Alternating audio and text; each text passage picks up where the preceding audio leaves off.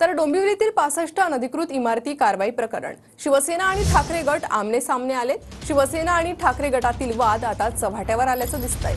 अनधिकृत इमारती बांधणारा खुलेआम शहरात वावरत असल्याचं दीपेश म्हात्रे यांनी आरोप केलेला आहे। मला अडकवण्यासाठी सुरक्षा काढून माझी हत्या करायची आहे, शिवसेनेच्या सुजित नलावडे यांनी हा आरोप केला।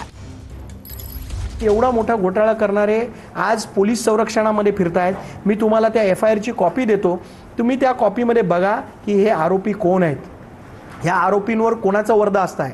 आणि माझी तर पोलीस आयुक्तांना देखील विनंती राहील की हे जे पोलीस संरक्षणामध्ये फिरणारे जे आरोपी आहेत यांच्यावर तात्काळ यांना अटक झाली पाहिजे या केसमध्ये आणि यांना जेलमध्ये टाकलं पाहिजे, ज्यांनी आज या लोकांना रस्त्यावर आणण्याचं काम केलेलं आहे। असून त्यांनी एक बेजबाबदार वक्तव्य केलेलं आहे।